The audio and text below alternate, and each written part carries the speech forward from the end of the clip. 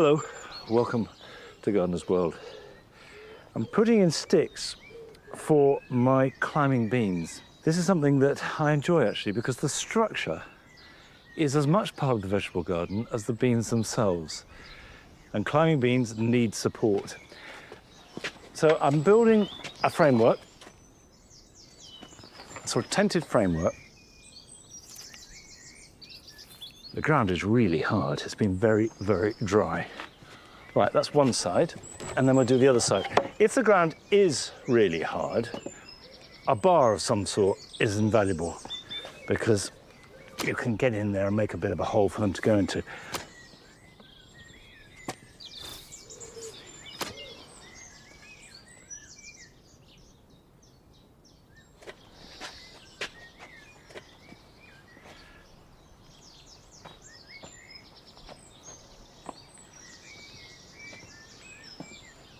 What I'm doing now is tying each of these into pairs. I will then put a bar across the top, and then I will put struts diagonally, and the whole thing is surprisingly rigid. And I would say that whatever you're planting that needs a support, get the support properly in place first, and then plant. Otherwise, if you do it the other way around, there's a risk of damaging the plants. Now, coming up on today's program, Rekha shows us that anyone can grow delicious vegetables and also how to cook some of our own favorite ingredients. These are my peas. I grew them not for pods, but for the pea shoots. Pea shoots are very rich in nutrients.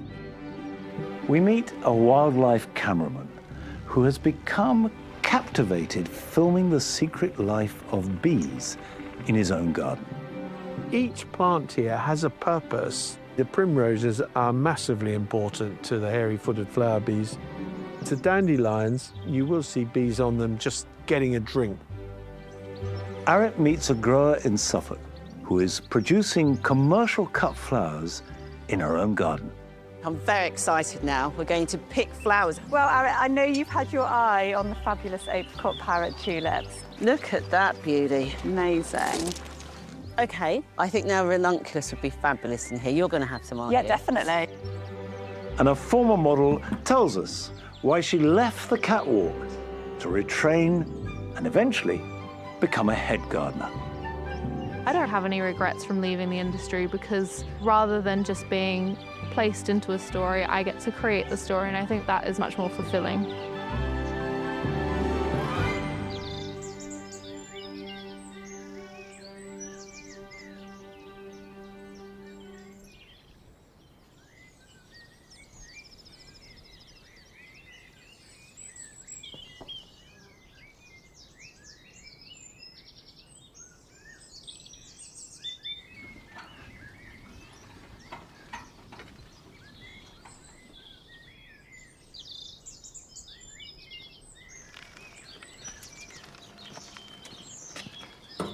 There's a real sense that the seasons have shifted.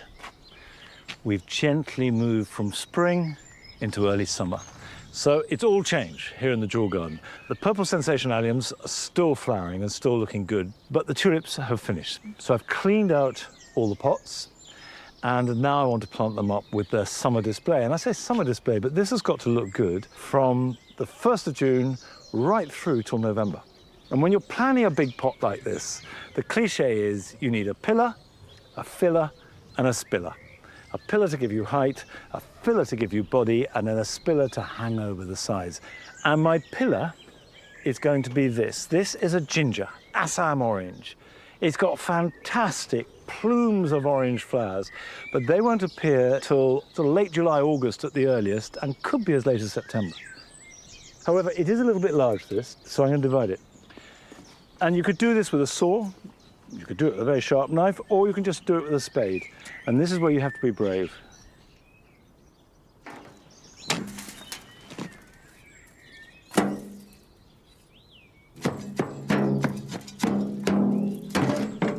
That's a beautiful day today. Okay, Ned, jacket's coming off. We mean business. So you can see we've got really fleshy roots on that. And if I put this in the middle like that, the roots of this will fill the pot. So give them room to grow and then they will perform above ground. So the next thing to do is to put plenty of compost in. This is a mixture of about 1/3 garden compost, almost a half bought peat-free compost, and then the rest is grit. So it's a rich mix.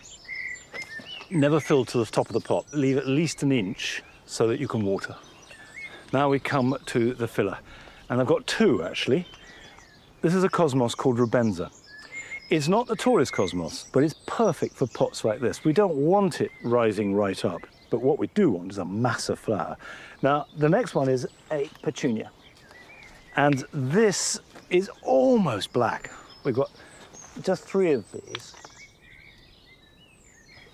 This is a Calabracoa Can double wine red, but you may well know it as Million Bells, and it's a spiller.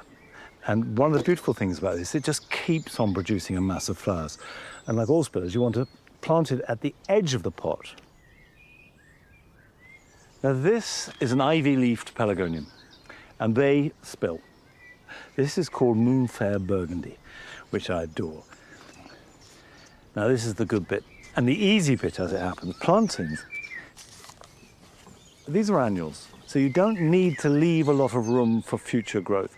Just pack them in, and we're going for high voltage, maximum performance.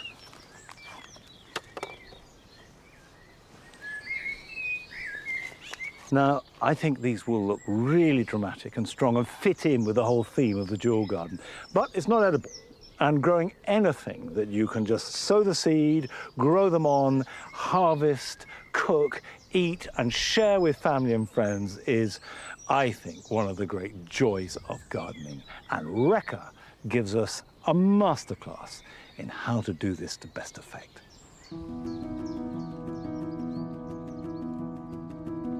I've always been passionate about growing my own produce and creating delicious dishes. So this year I'm going to show you how to sow the ingredients, grow them on, and turn them into simple and tasty meals.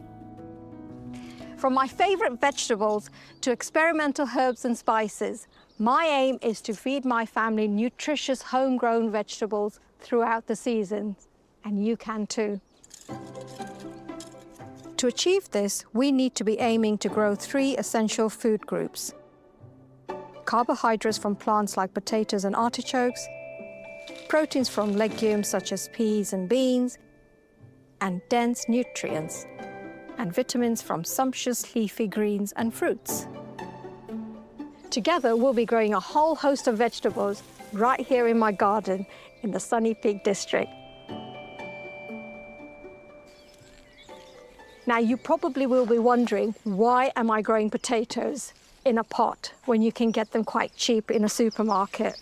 It's not about the cheapness, it's about the quality, the taste, the nutrients. I know what's gone into these, and that's all it takes, is just a bucket and a few spuds. I'm growing one of my favourite first early varieties, Red Duke of York. But it needs topping up with peat-free compost as it grows. Potatoes grow on the stem. They don't just grow at the base of the plant. And by topping it up with compost, you're covering up the stem, and more tubers will come through along the stem.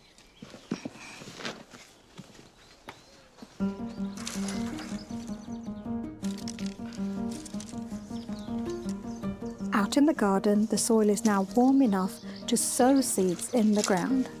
And I'm starting with peas, which are full of protein and ready to harvest in around 3 months' time. It's always worth saving and storing a few seeds from your crop last year. When it comes to growing them, I tend to soak peas and beans before I sow them out. One, it helps them germinate faster because they've been hydrated. The second reason is mice don't like soft seed, and they tend to get deterred from trying these. Therefore, I'll get plants and they don't get the peas.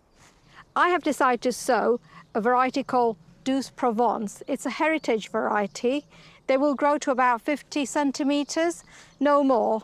And by just giving them a bit of support, they'll just look nicer as they're growing up. It also gives the short plants some help, as my garden is fairly exposed, so they won't get blown about. The peas go in every 10 centimetres or so and about 5 centimetres deep. Then they just need covering and watering. But I'm growing earlier peas down in the greenhouse for another use. These are my peas. I grew them not for pods, but for the pea shoots. Pea shoots are very rich in nutrients. There's about 15 within this pot, which is not the norm of growing peas. They need space, but because I only want them for their pea shoots and not the pods, I'm not worried about the spacing. All I'll be doing is harvesting the tops off. The next thing I'd like to get going with is sowing something which is a protein but also a carbohydrate, and it's called maize.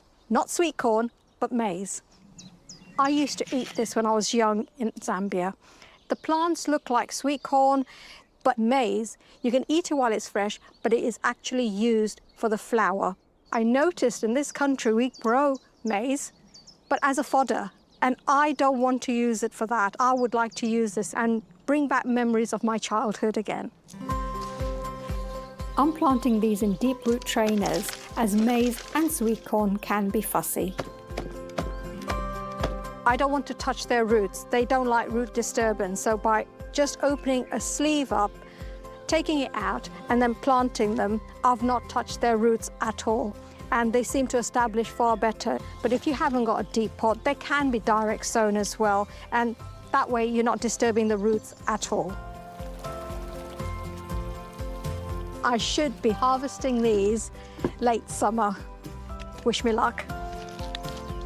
But there's one favourite of mine to grow that will definitely be staying in the pot. These are Jerusalem artichokes. They're full of iron, full of fibre, and full of carbohydrates. Be warned when growing these. If you want to grow them in the garden, go ahead. But if your space is small, they can run riot and go all over the place. That's why I'm growing them in a pot. Artichoke belongs in the sunflower family. That means they're going to grow very tall. And when I say very tall, 6 foot and taller, so way taller than me. So I am looking forward to seeing what this pot looks like later on in the year. But the best thing about them is because they are in the pot, I can keep them in here. Come winter, I can forage for a few little tubers and have them for dinner. I have a few left over, but before I cook with these, there's one more ingredient I need to pick from the garden. Tucked in a shady area, I'm lucky enough to have wild garlic growing. I always cut the leaves rather than pull them to help protect the roots. With the scent of wild garlic in the air, a good day of gardening, I'm ready to cook.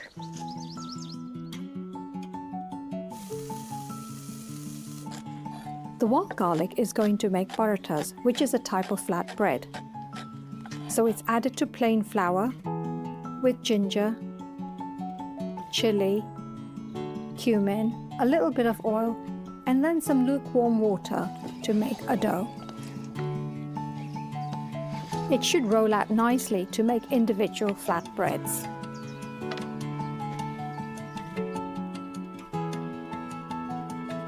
And garnished with some of those lovely pea shoots.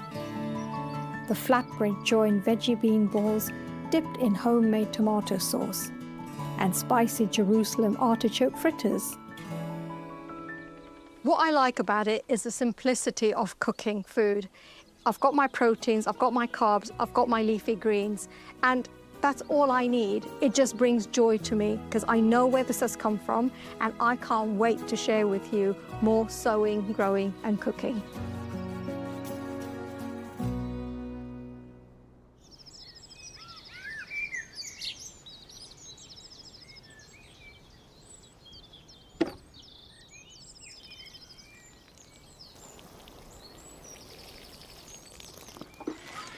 I can't wait to see what else Rekha is going to grow and cook so beautifully.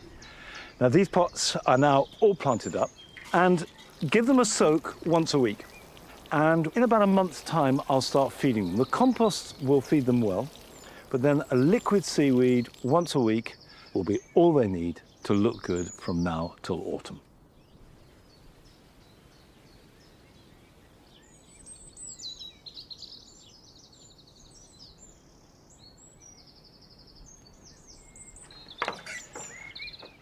This is a good time to take stock of the vegetable garden. So we've got a bed of parsley, which we grow as a vegetable. Chard, which I planted out over a year ago. We've been eating all year, still going strong. We have spring cabbage I put in as young plants last September, October. We haven't started to eat them yet. We've got garlic, little gem lettuce, which is actually starting to go over, but was delicious, and we've been eating it. More lettuce coming through. Carrots, which have germinated well. Broad beans are looking good. The flowers are starting to form. Cavolo Nero, really healthy looking chard, which will last for the whole of the coming year. And finally, I want to plant out the climbing beans that I made the frame for. I've got a variety here called Blauhilde, which I love. They are a purple bean. They look lovely when they're growing. They taste delicious. Now, when you're planting, plant on the inside of the support, not the outside. And the reason for doing that is that when you water, you can water down in between and the roots will find it. I've put 2 beans per pot, and I'm going to plant both if they've germinated.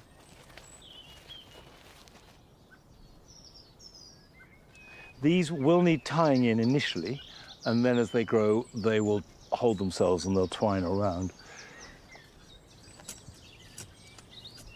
And climbing beans, in general, will grow in some shade, and they like warm, fairly moist conditions. So don't let them dry out. As I was taking these out the tray, I snapped one of the plants. And if that happens and you find yourself a bit short, just make sure you've got some spare beans and just pop a bean in underneath the support. It'll grow a little bit slower than the others, but because the soil is warm, you'll be surprised how quickly it'll catch up. And of course, you can direct sow these. Just put a couple of beans under each of the supports and they will be germinating in days.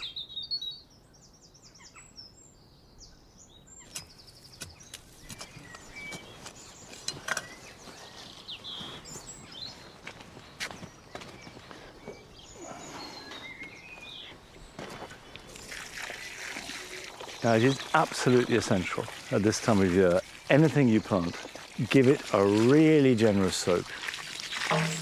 I will actually go and refill this watering can and give them another full can because the soil is so dry. Now, one of the features of this year so far is that there have been noticeably more insects. In fact, more insects than I can remember for a very long time. Now, that in wildlife terms is really good news. And we went to visit a professional wildlife cameraman who has developed a fascination for one particular group of insects. You can see him hovering down, and you can see he's looking at her, and he's really just staring at her. And as she moves, he follows her everywhere she goes. I'll play your game again if you let me play as the queen of your heart. And it's like he can't take his eyes off her, and if she goes over there, he'll go over there, and then he says to her, "I love you, I do, I love you."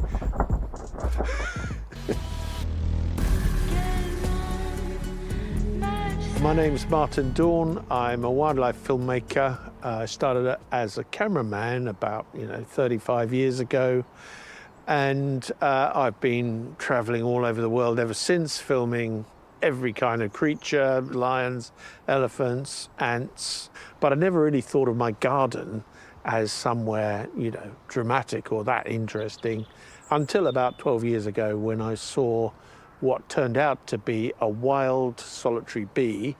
And as soon as I got closer to the bees, I was drawn in to a whole other universe.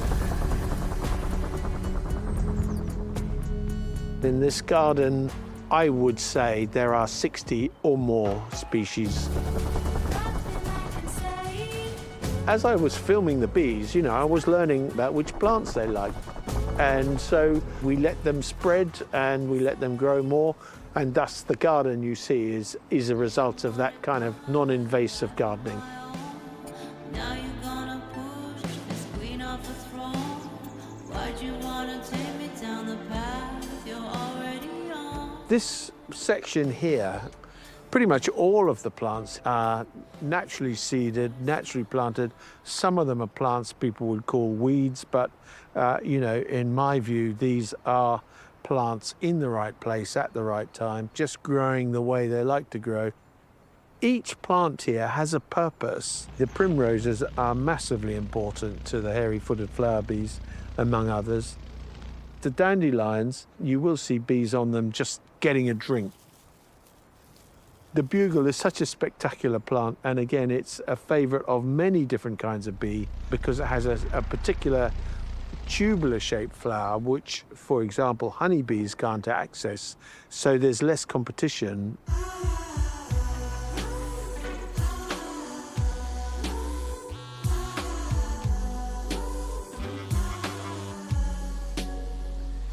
This here just looks like a little pile of earth that you might just walk over or ignore, but actually it's the excavations of a mining bee. She's dug that nest over the last few days. There's a tunnel in there. I know she's in because the door is shut. There's no hole in the top. And she's down there excavating little cells that she's going to fill with pollen. If you tread on it, you'll make her life harder. But if you lawn mow it, when she's out, she won't be able to find it again. See this dandelion here? When she leaves, she'll clock the position of that dandelion. If it's gone when she comes back, she really won't be able to find the nest. People, when they think of being nice to bees, they think of planting bee-friendly flowers, and that's great, but the truth is that what bees really need from you is a nest site.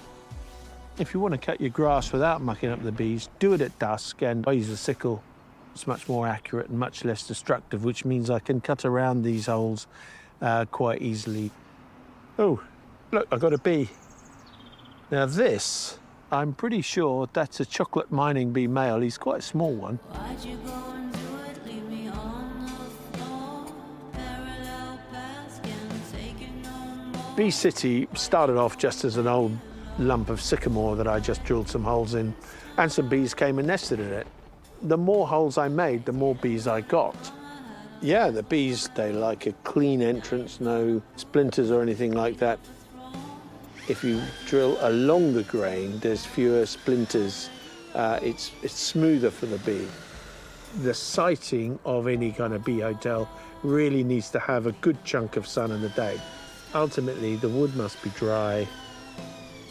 Leaf cutters are actually among the most interesting because they cut leaves and because they use those leaves to line their cell so that they can make a wall so that they can then lay an egg in there. They cut the sort of long shape to wrap the cell, and then they cut circles, and they use the circular pieces for the plug of the cells. So, you know, if you see a plant with these beautiful circles cut out of it, that is a leaf cutter.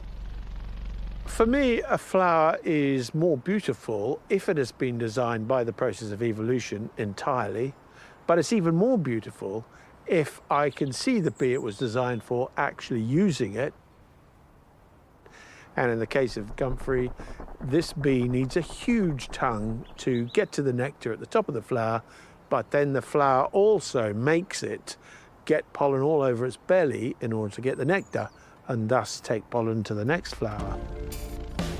It's just nothing. Living out. This plant here, most people would see as a weed. It's a kind of hawk's beard. When this is in flower, it's going to just have loads of yellow dandelion-like flowers, which is a crucial resource to a couple of species of bee here. For me, it's grown to be a really valuable plant. I really try and nurture them, so I try not to tread on them or cut them. And this patch here seems to be where they thrive the best. When they're all out, that's when I have pride in my garden. Be my opponent, leave behind your doubts and I love brambles. hesitation. They're great for bees. There's lots of species of bee really like the flowers, but the yellow-faced bee family seems to like brambles above all else. They go around in little gangs, a little bunch of males all fly around the flowers, and they try and find the females on the flowers, and then they jump on them, and you can train them to go where you want them. I think of it as a kind of rose, and some of them have got a lovely pink colour to them. They're very beautiful flowers. The green alkanet, a lot of people just take it out because the leaves are quite rough. But actually, I find that the blue flowers, which are a constant presence really from early April all the way through to July, they're still flowering, and they're really useful if colour is your thing. They grow like weeds, they self-seed, and bees also love them. For many species of bee, they're a key nectar source. Forget-me-not is really interesting for certain kinds of bees, in particular the nomad bees, the cuckoo bees of the mining bees. Yeah, we just let it go. It's lovely. How could you not want that? I would say bees are people too. And I don't mean that they're like people, but they are individuals. There is a being there. Across the country, across the world, bees pollinate so many plants. Without them, many ecosystems would collapse because the plants would no longer be able to set seed, would no longer be able to reproduce. Bees are absolutely crucial to the world.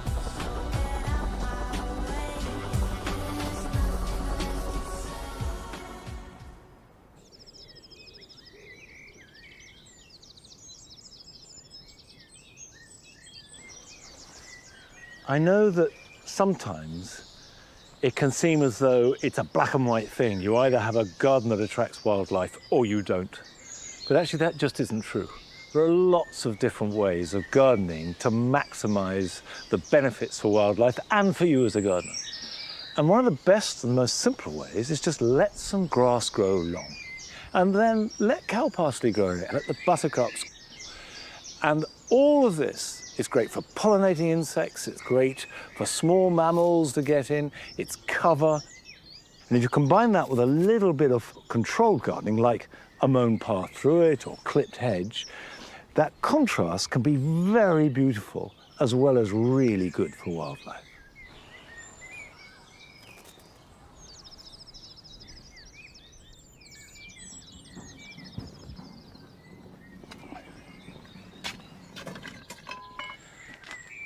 I brought the citrus that we keep in the big greenhouse out here about a month ago, but I didn't do anything then because I wanted them to acclimatise and start to grow, because when you start to see new growth, that is the time to do any pruning that you want to do and maybe repotting. Now, as far as pruning goes, with citrus, you'd never want to just take them down by half, because all that will happen is you'll get a mass of side shoots. Either pinch out the tops as they're growing, literally just the top inch or two, or go back to the main stem.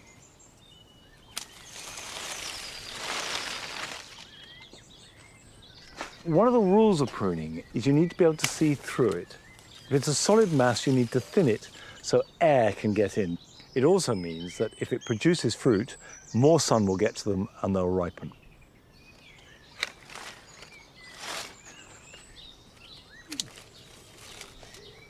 Now, that's the first stage of looking after at this point. The next thing is to address the compost that they're in.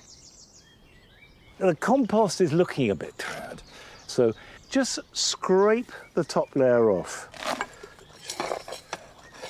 Try not to damage the roots, but expose them. And citrus need good drainage. Any compost that the roots are growing in should be a mixture of a peat-free compost, garden compost, and plenty of grit. Okay, I've exposed the roots there, and now I'm going to top dress it. Any plant that lives in a pot, it's worth doing this every year, and then repotting them, in particular citrus, maybe every 3 or 4 years. This is sieved garden compost. I'm just going to put a layer, not too deep, just spread it round. The next thing to do is give it a really good drink, because with citrus, they need flooding. and you water them until the water is running freely out of the bottom. The one thing they hate is sitting in water. Now, these are plants that need as much sunshine as you possibly can give them. So put them in the sunniest spot that you've got.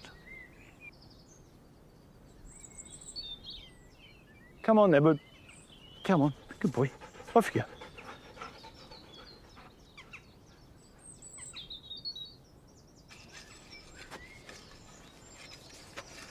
Now, this is one of my favourite garden tools.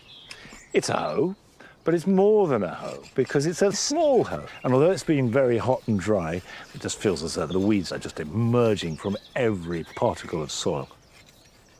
Now, these are the wallflowers that I sowed about 6 weeks ago.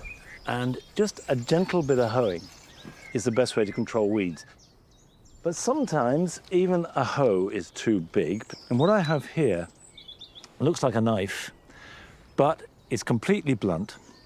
And it does mean, for example, I can get in here and carefully lift out a ceiling without disturbing the roots of the wallflowers. There's something very satisfying about just taking out one little weed in amongst lots of plants you want to keep.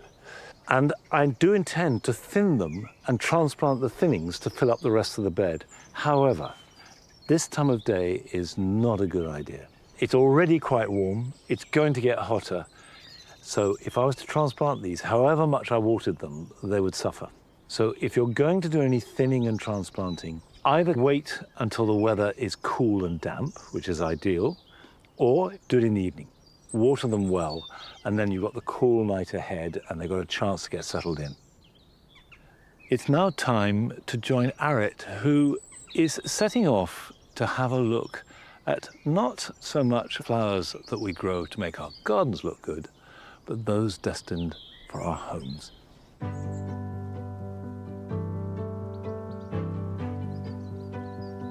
We're a nation that loves a bunch of fresh flowers. But for a country that prides itself on its green fingers, a staggering 86% of UK cut flowers are imported. Fortunately, things are beginning to change. We're starting to see a trend of UK consumers wanting to buy more sustainable flowers. This year, I want to meet some of the growers who are driving this homegrown revolution and get some tips of how we can grow our own at home. Being able to grow her own fresh flowers was a motivation for Anna Valois Davis to transform her own garden into a brand new venture, Spring Cottage Flower Co. And I'm here today to find out how she's making it all work. I'm ready, Anna. Come prepared. Excellent, great. What are we up to? Right, we're going to plant out some scabious. When did you decide to turn your garden over to a lovely flower plot? This is my third full season this year. It's kind of grown quite organically from 2 little cutting beds and then to this bit and then beyond there as well. I've just always loved flowers and gardening and it just felt like the right thing. You're really brave getting your season started really early in spring because you've got to work hard for that. Yes, yeah, well, I mean, lots of things I've been growing since September and they've been in my greenhouse, which I got a couple of years ago. So that's made a massive difference as well. Your compost is lovely. Is this from what you've created yourself? Well, yes, it is actually. This is the first year that I've actually been able to mulch without buying anything in. We have lots and lots of leaf moulds, which we collect, and then do lots and lots of composting as well. And it's all no-dig, the garden. All the beds have been done in the no-dig way.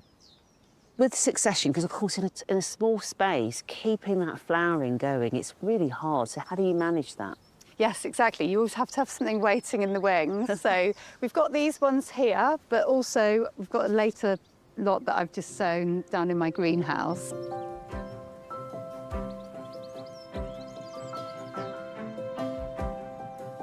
So this is Gloria, my greenhouse. Glorious Gloria.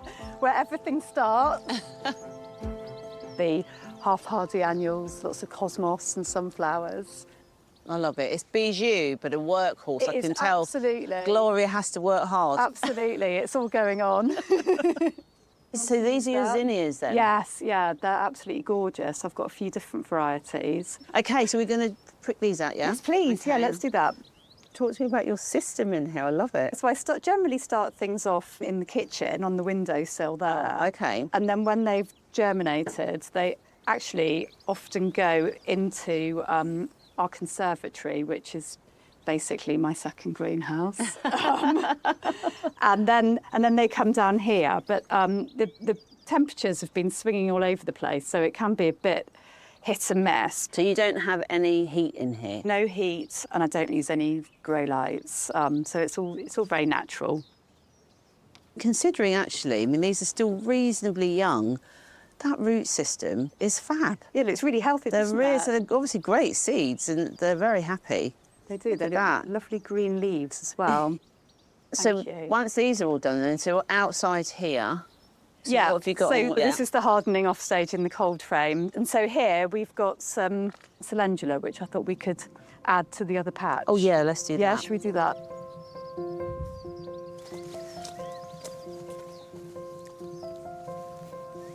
Even though it's early in the season, Anna prides herself on having something in flower all year round.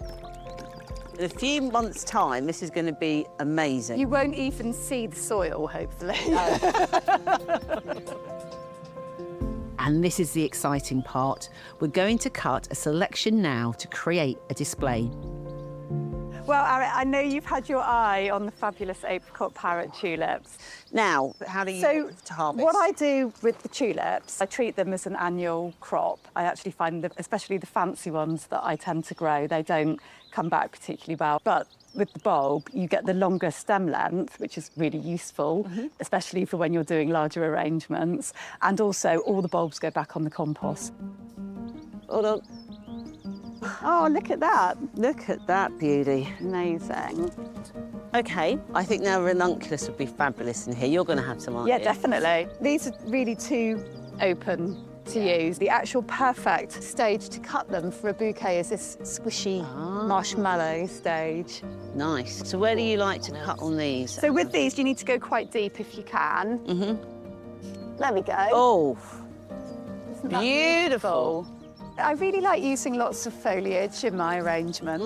And I think this Philadelphus, it's just so zingy. So I'm going to cut some of that. It just adds that extra layer of interest, doesn't it, I think? These are really, really nice, aren't they? You do really need to pick the flowers at the right time of the day, which is preferably very early in the morning or last thing in the evening, because the stems are filled with water at that point, and obviously that's really good for their vase life. Yeah.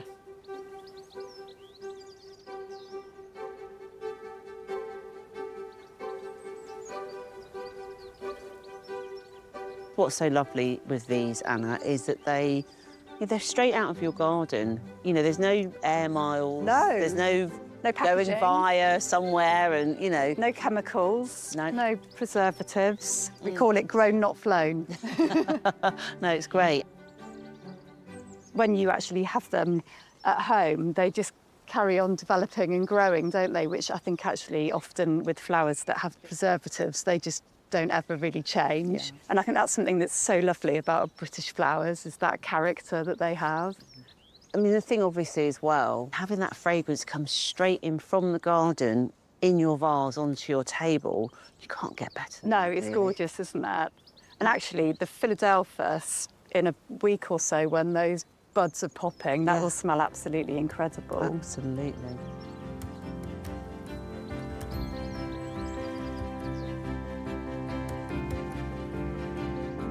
It does bring me a lot of joy. It's just such a positive, magical thing, growing something from seed. It's just like the ultimate hope and promise. I adore this palette. It's so feminine.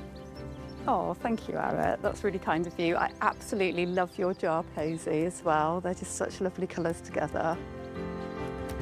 I love Anna's drive to turn her passion into a sustainable business. If the idea could be replicated across the country, environmentally, it could make a really big impact.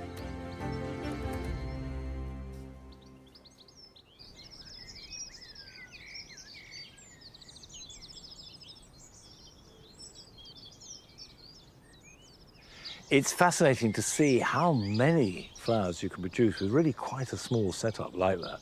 But Arit will be looking at bigger and very different cut flower producers over the coming weeks. Now here at Longmeadow, last year I made these 4 raised beds specifically to grow cut flowers for the house. But what's amazing about these is how tall they've grown.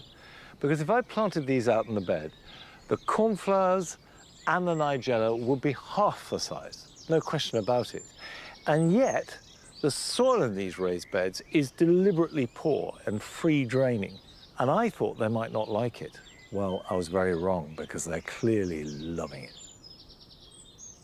Now, I've got to grit my teeth and get stuck into a job that I've been putting off for far too long.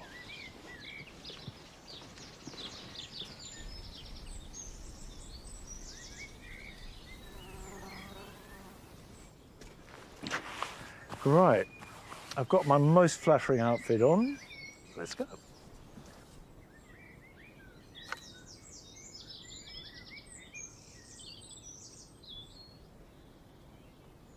Now, I don't often dress this fashionably, but needs must, because I need to thin the water lilies here in the pond in the damp garden.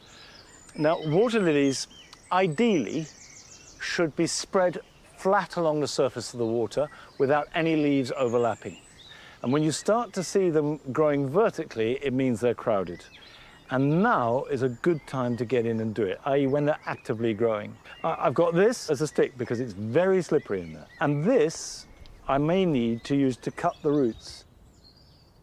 We have a number of different water lilies in here. We've got a couple of yellow ones with this sort of mottled, marbled leaves. This one here is an Nymphaea candida, a white, quite small water lily.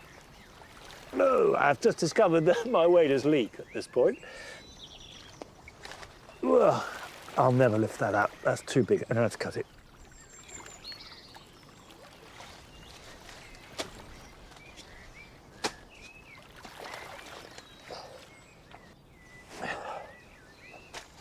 You should divide water lilies every 4 or 5 years. I'm using this bill hook, which seems to work, but you could use a sharp knife or a saw, maybe.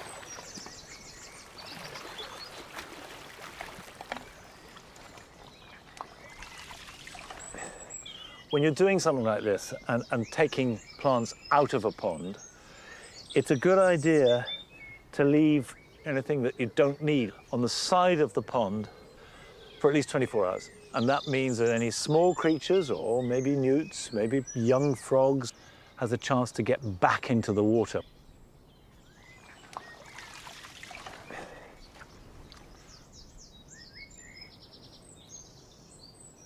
Okay, that's the messy bit.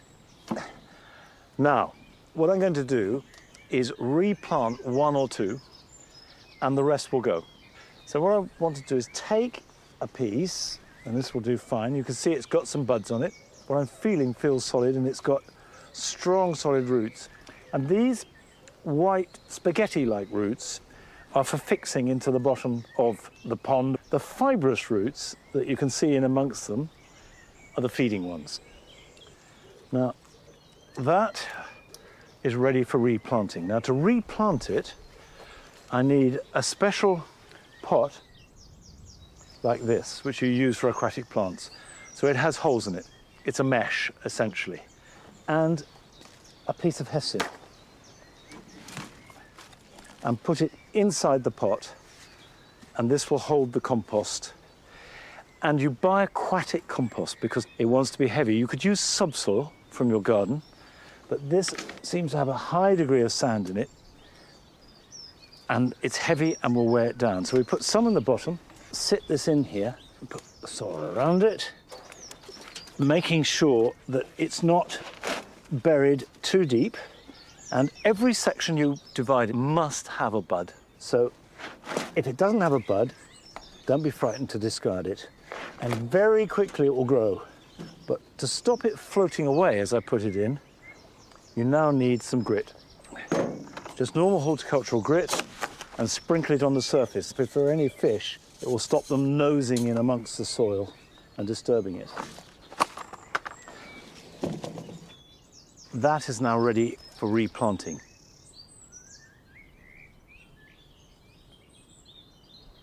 Right, sink that down so the leaves float on the surface. There we go, that's about right. It doesn't want to be more than about 6 inches deep in the water.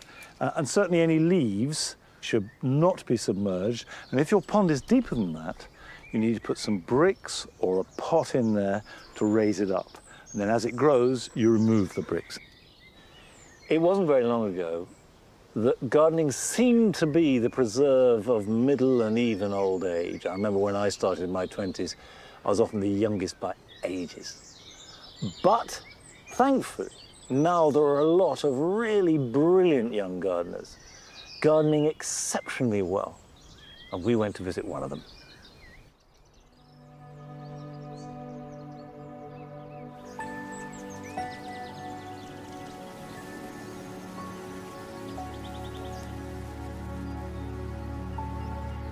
I grew up in Perth, Western Australia, and I grew up in the bush, very dry, very harsh landscape, and coming to England, it's so very different. They're very beautiful in their own ways, but here everything's so lush, it's green.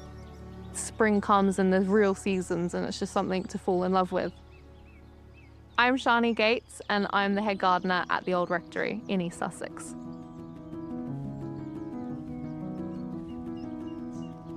I was working at RHS Wisley full-time. I'd just finished my apprenticeship, I'd graduated, and I got a call from a recruiter who said she had a garden in mind and she thought that I would be perfect for. She said, you're energetic and you're young and you're full of ideas, and the garden owner is really looking for someone to collaborate with. I fell in love with the garden. You could see the bones of it, and you could see it was a beautiful place to be, and I knew it was right. I get to do tons of really high-skilled tasks and really push myself and push that limit of, it's a big garden with a very small team. How much can we progress the garden and level up its manicuredness?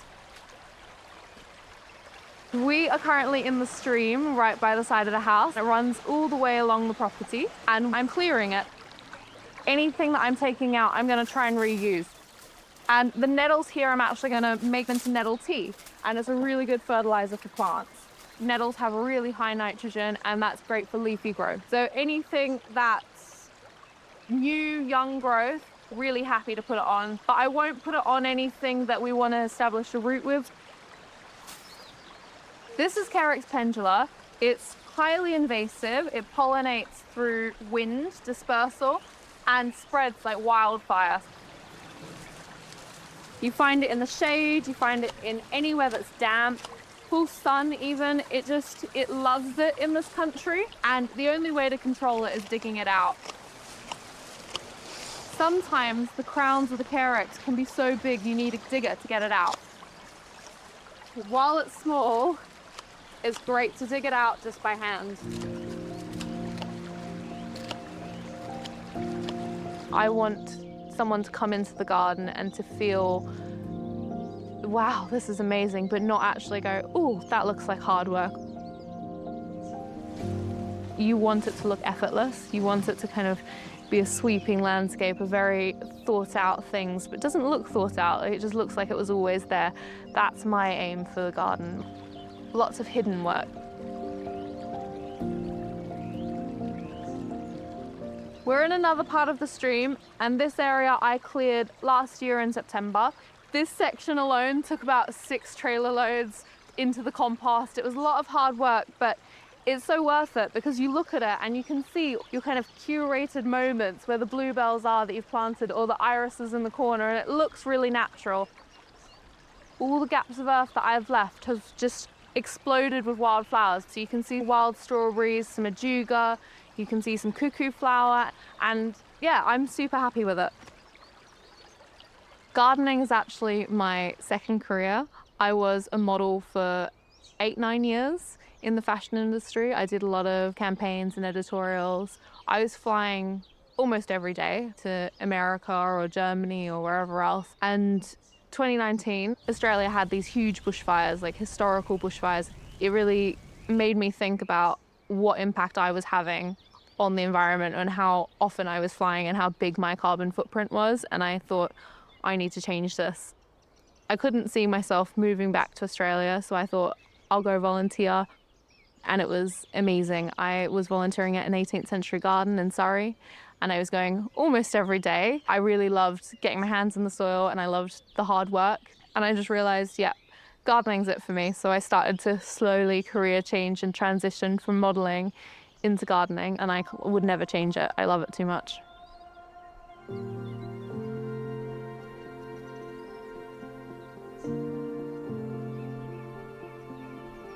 This time of year is one of the peak times for the garden. We have a huge tulip display where we've planted over 16,000 bulbs, and they're all up and looking really lovely at the moment. Most of them are planted in the West Garden, and they're planted in swaths. The colours that are in the tulips come out in summer in the perennials, in the roses. It's the deep reds, it's the whites of the roses, it's the lilacs of the pulmonarias, and it's the colours that you find in the garden throughout the year, but in spring, and it's an instant impact moment. Adding the tulips into the taller urns and pots that are higher up at eye level really ties in the garden nicely. So as you walk around the garden, it slowly transitions, but the pots kind of keep that continuity going. It's just a bit of vibrancy when you're needing that after winter.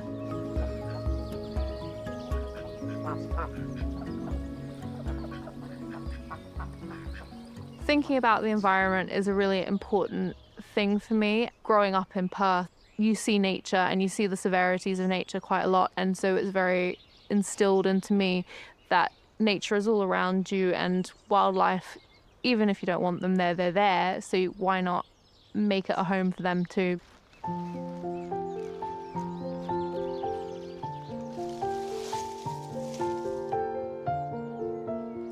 This is our wildlife area here, and I've started making some wildlife stacks. It's a little teepee that I hammer into the ground, and then I put brash and twigs from the garden into it. And as it breaks down, invertebrates come and live in it, little bugs, little mice, all sorts of different wildlife, and then it becomes mulch at the bottom. So as it goes lower, you'll start stacking it higher and higher. So this is old apple prunings that from winter. I like to save them because they make a really nice base layer. This is some of the carex from the stream earlier. And it's nice to kind of mix the layers in together. The more wildlife we have in the garden, the more biodiversity we have in the garden, brings health to the soil, brings health to the plants, and stops pests and diseases. As it dies down and as the invertebrates enter it, it will slowly brown and be a really nice sculpture in your garden.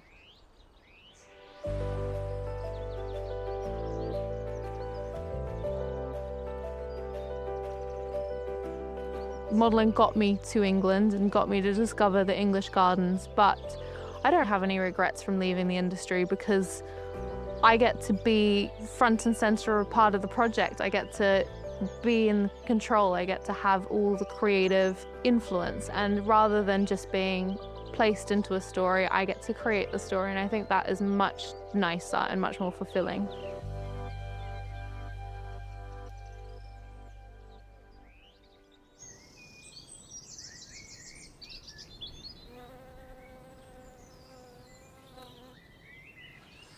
I always find it really interesting when people change jobs, let alone a glamorous job like that, to become a gardener. But what Shani was being very modest about was that to get a job like that straight from Wisley, she must be really good. The garden looks great.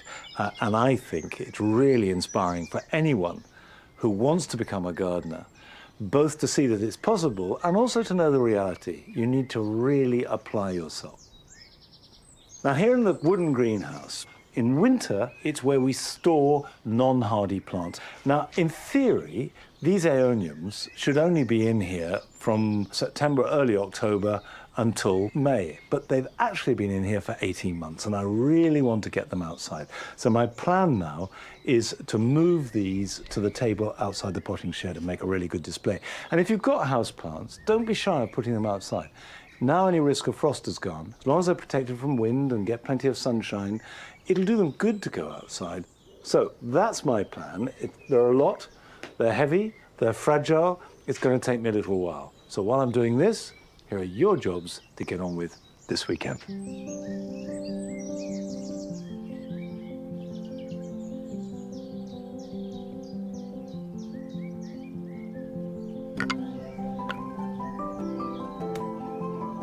If you grow strawberries, you'll find that the blackbirds will devour them before they are fully ripe. So to avoid this, they must be netted as soon as the fruits start to appear, when they're green. Use a net with small holes so the birds can't get through, and make sure that it is stretched and pegged tightly down all the way around.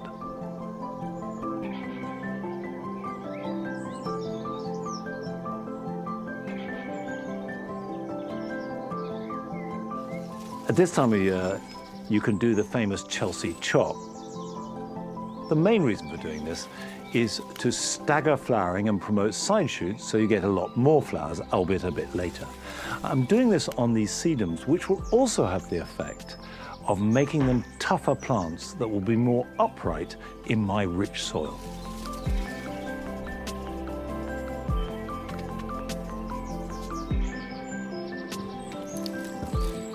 Now is the time to support broad beans, and as with all support for plants, you need to do it before they need it.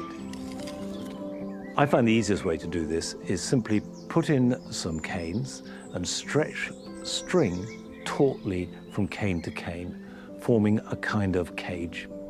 And then you can add extra layers of string as and when needed.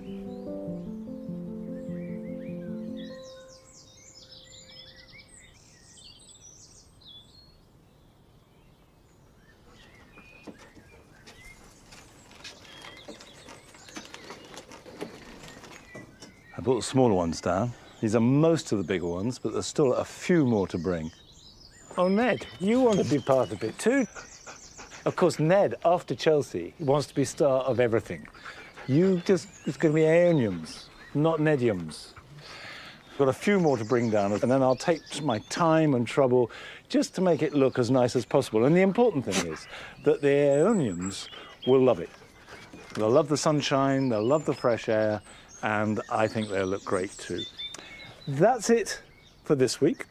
I will see you back here at Longmeadow at the same time next Friday. So until then, from Ned and I, bye-bye.